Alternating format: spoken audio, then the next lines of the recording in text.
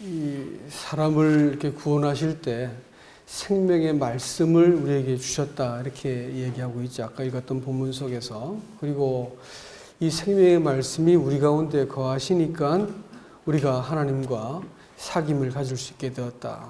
또 이 사귐을 계속해서 할 수 있게 하기 위해서 하나님이 빛이시라고 하는 것을 저희들에게 말씀해 주셨습니다.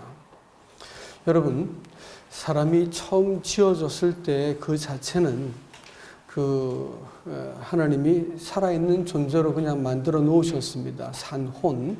성경에서 아까 말씀도 하셨지만 soul이라고 하는 말은 우리의 전 인격을 이야기하는 것입니다.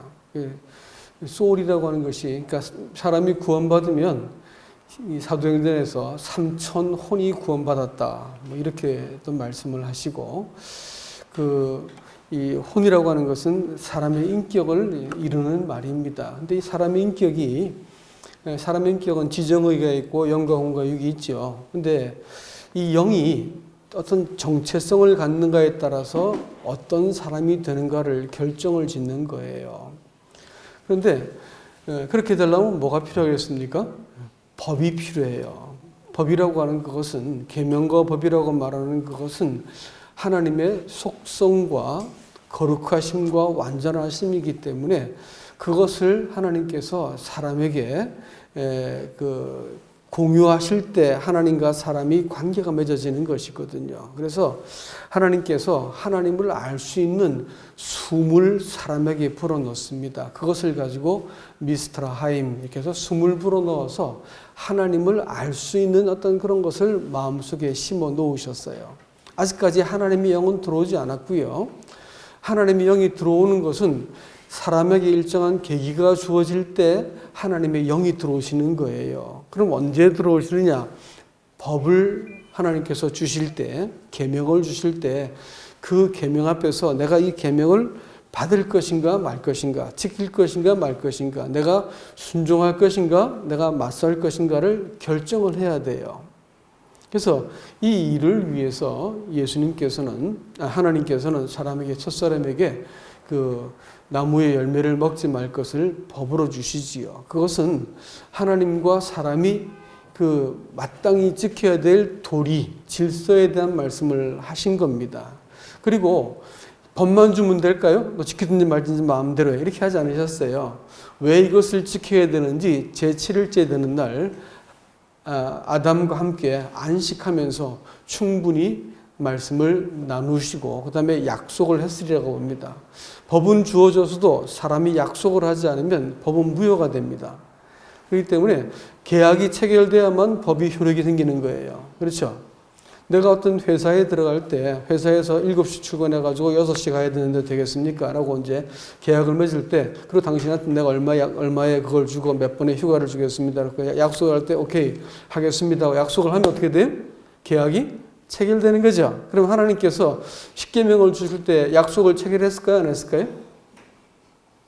체결해야 되겠죠. 안 하면 그 법은 사람들한테 관계가 없기 때문에 그런 거예요. 그래서 호세아서 6장 5절에 보면 아담이 내 언약을 어겼다라는 말씀을 하세요. 그러니까 하나님께서는 법을 주신 이후에 이 법이 왜 정당한지에 대한 충분한 말씀을 나눴을 겁니다. 또 십계명을 주실 때도 출애굽기 20장에서도 충분하게 하나님께서는 이스라엘 백성들에게 이 법이 가한지를 물었고 그들이 이것을 들었을 때 합당합니다라고 동의했기 때문에 계약이 체결되죠. 그럼 어떻게 돼요? 계약이 체결되면 이 법이 효력을 발생하는 거예요. 근데 이 법에 대해서 내가 그것을 지키지 않고 법을 내가 없는 것처럼 여긴다거나 이렇게 할 것 같으면 나는 여기에 따라서 내 신분이 결정이 되는 거예요. 하나님과 관계가 끊어지는 거겠죠. 형벌이 따라붙는 거예요. 이걸 가지고 성경은 뭐라 말하냐면 사망이라 이렇게 말하고 법이 주어지고 약속을 체결한 이후에 내가 그것을 따르고 당신이 마땅하십니다. 하신 말씀이 마땅하고 제가 따르겠습니다. 이렇게 되면 하나님이 자기의 성품과 그 거룩함과 온전함이 사람에게 통하기 때문에 몇 번을 넘어지는 일은 중요하지 않고요. 다만 이 계약이 체결되어서 동의가 되었으면 그때부터는 하나님 자식이고 백성이 되는 겁니다. 그렇기 때문에 성경은 늘 정교하게 이런 법이 주어지고 그 다음에 약속을 체결하고 그 위에 하나님의 백성으로서 하나님께서 이 선언을 하시고 같이 음식을 먹고 이런 일들을 하시는 거죠. 그러니까 영은 그럼 언제 사람 속에 딱 자리 잡을까요? 어떤 종류의 영이 자리 잡는가에 따른 그것은 사람이 하나님 앞에서 내가 이 법을 따르겠습니다라고 동의를 하면 그때부터 하나님의 영이 우리 속에서 이렇게 역사하시고 우리가 하나님의 것으로 또 하나님의 자녀의 신분으로 살게 하시고 그런 거 잘 모르겠어요. 내가 거부합니다. 이렇게 어떻게 될까요? 그러면 깨어진 관계 속에서 사망 가운데 거하게 되는 것입니다. 영이라고 것은 그렇게 사람의 깊은 곳에 사람의 존재와 인생의 목적과 인생의 방향과 또 누구를 경배할 것인가가 다 결정이 되어지는 어떤 결정하는 그 존재가 바로 영이라고 하는 것입니다. 그래서 에스겔서 말씀을 한번 보시겠습니까? 에스겔서 36장이 되겠습니다. 한번 말씀을 보시죠. 에스겔서 36장 27절 1208페이지네요. 또 내 영을 너희 속에 두어 너희로 내 율례를 행하게 하리니 내가 내 규례를 지켜 행할지라. 자, 영을 주었더니 어떤 일이 벌어졌을까요? 그 법을 행하게 된다라는 것이죠. 그럼 영은 뭘 말하는 거예요? 법을 따를 수 있게 만들어주는 것이라는 것이지요. 그렇죠? 그 다음에 요한복음 6장 그 뒷부분에서 내가 이루는 말이 영이요 생명인 줄 알라. 이렇게 또 말씀을 하셨어요. 그러니까 하나님의 말씀, 그 법이 곧 영이다라는 거예요. 그리고 마태복음 12장에서도 비슷한 말씀이 또 나옵니다. 한번 보시겠어요? 마태복음 12장 17절이 되겠습니다. 잘 아시는 말씀이지만 제가 이 말씀이 선지자 이사야를 통해 한 말씀인데 여기에서 예수님께서 아주 그 특별한 말씀을 하세요. 그 뭐냐면 18절 말씀에서 보라 내가 택한 종 곧 내 마음에 기뻐하는 바 나의 사랑하는 자로다. 내가 내 영을 그에게 줄 터이니 그가 심판을 이방에 알게 할지라. 그러니까 영을 예수님께 주셨더니 그 영을 근거해 가지고 공정한 하나님의 심판을 집행할 수 있게 되었다. 이렇게 말했죠. 또 그런가 하면 민수기 11장에서는 하나님이 사람들에게 천거를 받은 사람에게 내가 그들에게도 내 영을 주어 그들을 재판할 수 있게 만들어 주겠다. 이렇게 말했으니까 영은 뭘 말하는 걸까요? 하나님의 법을 말해요. 그렇죠? 영은 하나님의 법을 말하는 거예요. 그러면 사람이 하나님의 그 법을 내가 사랑과 법을 받아들였을 때, 내가 동의했을 때 하나님의 법이 사람 안에서 시행되게 된 것을 가지고 우리는 구원이다 이렇게 말을 한 것입니다. 그런데 문제가 있어요. 이걸 동의도 하지 않을 것 같으면 구원받지도 않은 거고 동의할 때 사람의 마음속에서 회개가 일어나죠. 이건 내가 지금 하나님의 법과 무관하게 인생을 살아왔습니다라고 내가 동의하고 돌아서는 것을 가지고 우리는 회개라고 불러요. 그러니까 회개를 통해서 하나님이 우리를 다스리시고 우리 안에서 들어오셔가지고 좌정을 하시게 되는 것을 우리는 거듭났다, 구원을 받았다 이렇게 아마 얘기할 것입니다. 그렇죠? 그런데 이 일이 그렇게 만만한 일이 아니라고 하는 것입니다. 아까 이제 형제님 평안이란 말씀을 많이 하셨는데, 평화라고 샬롬, 샬라임 이렇게 말하는 것은 뭔 뜻이냐면 전쟁을 통한 어떤 제압을 말하는 거예요. 그냥 마음의 정서적인 평안함이 아니고 전쟁을 통해서 이겼다는 말을 상징합니다. 그래서 이스라엘 백성이 가나안 땅에 들어가 가지고 가나안을 정복하지 않습니까? 전쟁이 언제 끝난지 아세요, 혹시? 전쟁을 종식한 것을 선포한지 아세요? 예루살렘 왕이 죽었을 때 전쟁이 끝났습니다. 재밌죠? 근데 예루살렘 왕 혹시 이름을 아세요? 공부하신 분들은 아시는데. 그렇습니다. 아도니세덱입니다. 예. 세덱이란 말은 제다카라고 불렀던 제가 늘 말씀했던 의를 말해요. 아돈이라고 하는 것은 주라는 뜻입니다. 근데 그 사람은 예전에는 그 땅 이름이 예루살렘이었습니다. 살렘이었습니다. 근데 그것을 갑자기 이 성경에서 역대상 같은 데서는 거기를 여부수라고 불렀어요.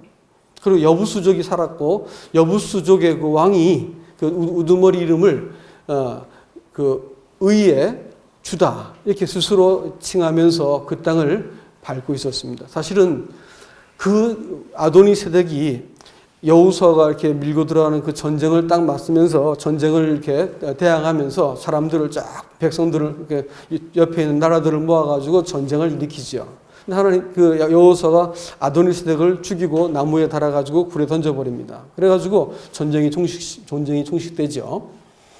이 전쟁이 굉장히 중요한 전쟁입니다. 왜냐하면 그 가나안 땅이라고 하는 것은 하나님의 약속의 땅이요.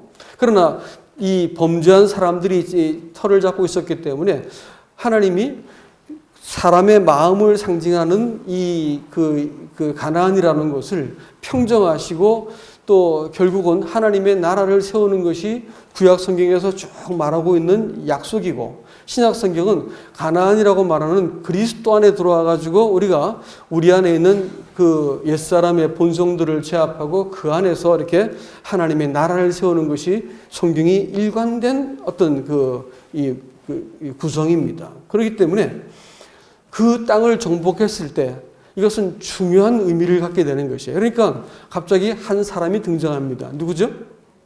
멜기세덱이죠. 그렇죠? 세덱하면 알아차려야 될 것이 있죠. 뭘까요? 세덱이 뭐라고요? 의란 뜻이잖아요. 의. 멜기란 말이 왕이고 세데크라고 하는 것은 의란 뜻입니다. 의의 왕이에요. 히브리서 7장을 볼 것 같으면 그는 아비도 없고 어미도 없고 족보도 없고 하나님 아들과 같다 이렇게 표현하고 그 다음에 영원히 제사장직에 머물고 있다 이런 표현을 쓰고 있습니다. 그래서 하나님의 아들의 그 모형인 분이 그분을 뭐라고 하냐면 살렘 왕이라 이렇게 표현했습니다. 살렘 왕. 그러니까 살렘이라는 지역은 예루살렘 한 중앙에 있고 지금의 예루살렘을 말하죠. 그 살렘 왕으로 있던 멜기세덱이라는 분이 와가지고 그에게 축복을 하고 떡과 포도주를 주어요. 예? 그리고 그에게 이 떡과 포도주는 뭐 하는 거예요? 예배를 말하는 거지요. 그리고 축복을 하는 것입니다. 그랬더니 아브라함은 그에게 11조를 줬어요. 11조는 누가 받을 수 있는 거예요? 하나님이 받는 거예요. 넌 내 건데 넌 내 거라는 증거를 남겨봐라고 11조를 말씀하셨어요. 넌 내 거기 때문에 네가 내 인생을 내가 너한테 준 생명과 호흡과 기회를 갖고 인생을 산다는 믿음의 표현을 하도록 만들었습니다. 그래서 11조를 받는 것은 우리는 다 하나님 것이지만 내게 주신 것을 제가 누리고 삽니다라는 것을 믿음으로 표현하는 것이죠. 그러니까 하나님이라는 뜻이에요. 그분이. 멜기세덱은 하나님이라는 뜻이죠. 갑자기 그분이 나타나가지고 이 승리를 하고 돌아온 아브라함에게 예배를 말하고 축복을 하고 그 다음에 이 온전한 관계를 딱 선포해버립니다. 살렘왕이 이렇게 드러나죠. 이 일이 있은 이후에 이스라엘 백성이 노예로 잡혀간 400년 기간 동안 그 땅이 이스라엘 백성이 왕이 없고 초토화된 상태에서 그 땅이 여부수라고 하는 사람들이 그 땅을 차지하고 짝통 의의 왕이 생겼습니다. 왕은 아니고 왕의 그 의의 주라고 부르는 이런 사람이었습니다. 근데 그 예루살렘 평화라는 곳을 누가 지배하고 있냐면 자기도 옳고 내가 생각해도 이게 맞아라고 말하는 그 주가 나타나가지고 왕을 제거해버린 거예요. 그래가지고 자기가 주야. 그래서 그 평화를 짓밟아 버립니다. 놀랍게도 여부수라는 말 뜻이 뭔지 아세요? 짓밟다라는 뜻입니다. 성경의 인명지명을 조심스럽게 봐야 되는 이유가 여기 있습니다. 여부수가 짓밟힌 거예요. 그러니까 여부수가 살렘 평화의 도성을 짓밟아 버렸습니다. 그러니까 이걸 하나님이 탈환해야 돼, 안 탈환해야 돼요? 탈환하셔야죠. 그래가지고 와가지고 그 왕을 죽였어요. 그런데 그 여부수의 땅 살렘이 언제 정복된 줄 아세요? 혹시? 공부를 하신 분들은 알겠지만 다윗 때 가서입니다. 그로부터 500년이나 지나고 나서 다윗 때 가서 그 땅이 회복이 되어요. 이 일이 우리가 여부스란 앞에 기르가스 족속, 아모리 족속 나오지만 언제나 여부스란 말은 제일 뒤에 나옵니다. 왜 여부스란 말이 뒤에 나올까? 끝까지 질긴 놈이라서 그런 거예요. 아주 질긴 인간이에요. 질긴 우리 안의 본성입니다. 그것은 그 사람이 갖고 있는 자기의라고 하는 것입니다. 하나님에게서의 최대 원수고 우리 인생을 참 고통스럽게 만들고 하나님과 사람에게 정말 거침돌이 되는 게 뭘까요? 자기의지요. 그러니까 이 하나님의 나라가 설라 그러면 늘 뭐가 뭐가 이렇게 방해를 할까요? 자기의가 반항을 해요. 솔로라는 말도 샬라임이나 칩니다. 그 어근이 같은 어근이에요. 솔로라는 말은 그 샬롬이란 말이거든요. 그 뭐예요, 여러분? 평화입니다. 몬이라고 하는 것은 왕이에요. 솔로몬은 뭘까요? 평화의 왕이에요. 평화의 왕. 평화의 왕이 세워져야 할 거 아니에요. 세워지기 전에 누가 이것을 방해해야 될까요? 아도나이가 아도니아 이름에 주라는 의미가 포함되어 있는 아도니아가 갑자기 튀어나와가지고 지가 왕 되겠다고 이것을 뒤흔들고 사람들을 불러 모으고 이렇게 하죠. 예? 정작 그 땅을 이렇게 공격을 했던 그 요압까지도 다 포섭을 해가지고 아도니아를 옹립하려고 했습니다. 아주 나라에 절체절명한 위기가 찾아왔어요. 그럴 때 그 다윗이 모든 것을 딱 평정하고 솔로몬을 세우고 아도니아는 죽임을 당합니다. 이런 일이 그걸로 끝났을까요? 아니에요. 하나님의 일들은 계속 반복되게 되어 있다. 이게 굉장히 중요한 얘기이기 때문에 아브라함 때 그랬었고 또 여호수아 때 그랬었고 다윗 때 그랬었고 또 나타나요. 하나님의 이 의의 왕께서 예루살렘으로 들어갑니다. 얼마나 그림이 아름다워요?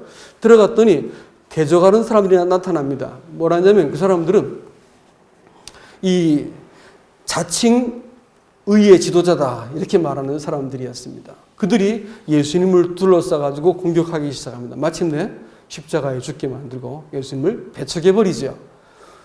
그래가지고 마치 아도니 세덱이 살레망을 축출한 것처럼 똑같은 일을 반복했어요.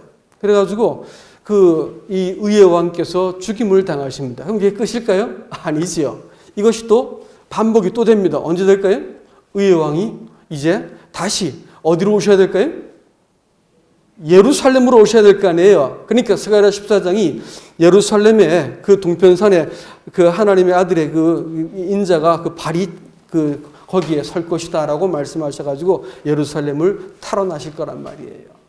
아시겠죠? 그러니까 이게 굉장히 성경이 매우 반복하고 이 중요한 것이기 때문에 상황이 모양이 바뀌지만 같은 것만 계속 말하고 있는 거야. 그렇다면 신앙이 지금 우리에게 뭘 말하는 걸까요? 성경을 교재 말씀을 들으면서 참 더 감동이 되어지는데 그겁니다. 우리는요. 우리 안에 옳다고 여기는 그것이 옳지 않다라고 하는 것을 전제로 할 때 신앙이 비로소 시작하는 거예요. 옳지 않다는 것을 먼저 기억해. 이렇게 우리가 지나치게 바쁘다든지, 지나치게 화나든지, 지나치게 내 신념이 크다든지 이러면 틀릴 수 있다는 거예요. 그럴 때 얼른 어떻게 할까요? 내가 하나님 앞에서 나 자신을 돌아봐야 되는 거예요. 우리는 왜냐하면 하나님이 영을 주셔가지고 우리 마음속에 이 감각을 하게 되어 있습니다. 내가 결국은 그냥 내 인격, 소울로 살 것인가 아니면 주신 영을 따라가지고 나를 살피시고 나에게 이렇게 이거 아니야 라고 말씀해 준 때 내가 그 음성을 듣고 돌이킬 것이냐를 결정을 해야 돼요. 그 결정이 안 되면 어떻게 할까요? 막 가는 거죠. 막 가면 어떻게 할까요? 고난스러워. 인생이 너무 고난스러워. 견딜 수가 없어. 여러분 저 같은 사람이 공황장애 비슷한 걸 느낀다면 믿으시겠습니까? 느끼더라고요. 그리고 와요. 오기도 하고 정말 어렵더라고요. 근데 결국 말씀을 또 붙들면 살아나고 말씀으로 돌아가면 살아나고 내가 머물 자리가 여기구나 하는 것을 이렇게 내가 알게 되면 내가 이렇게 막 했던 것을 툭 놓게 되고 이렇게 하면서 반복이 돼가는 거예요. 그래서 우리는 교회라는 것은 뭘까요? 그거 만들어가는 것입니다. 우리는 다 하나같이 다 자기의 갖고 사는 인간들이요. 이 형편없는 인간, 자기 이익과 자기 성취와 자기 명예와 자기 이름과 뭐 그 잘난 그거 갖고 막 들이대고 막 주장하려 들고 이런 것이 사람의 본성이에요. 누구나 다 그래요. 근데 최소한 교회라고 우리가 서로를 부를 수가 있다고 할 것 같으면 한 가지는 명확해졌습니다. 교회 머리가 누굴까요? 예수님이죠. 그렇죠. 교제는 뭘까요? 예수님에 대해서 나누는 거예요. 예수님을 나누는 거예요. 이럴 때 내가 지나쳤구나. 내가 너무 이렇게 의기소침했구나. 내가 이렇게 좀 치우쳐. 이거 다 보이는 거야. 그러면서 예수님 앞에 우리가 서로가 회복되어질 때 정말로 사람과 사람이 배짱 맞아 좋은 곳은 그거 얼마 못 갑니다. 여러분. 얼마 못 가게 되어 있어요. 하지만 이것 아는 사람들은 그 안에서 서로 관계가 만들어지는 거야. 그리고 정말로 사랑할 수 있게 되어지고 그러면서 그리스도 안에서 한 몸이라는 것이 인식이 되어가는 거예요. 그래서 교회가 만들어지는 것이죠. 교회가 얼마나 영광스러울까요? 하나님이 그것 얻기 위해서 우리 개인 구원하려고 하면 여러분 뭐 복잡한 말도 할 거 없어. 그냥 꿈 세 번만 꾸면 돼. 지옥에 뚝뚝 떨어진 꿈 세 번만 꾸면 아이고 살려주시라고 다 나오겠지.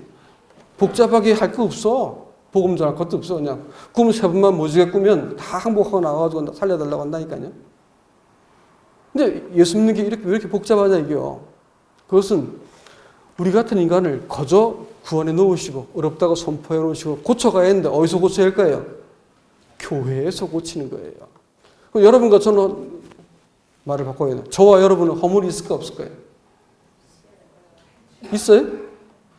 많죠. 있다는 말로 감행할 수 있을까? 예? 죄장아치지. 그렇죠?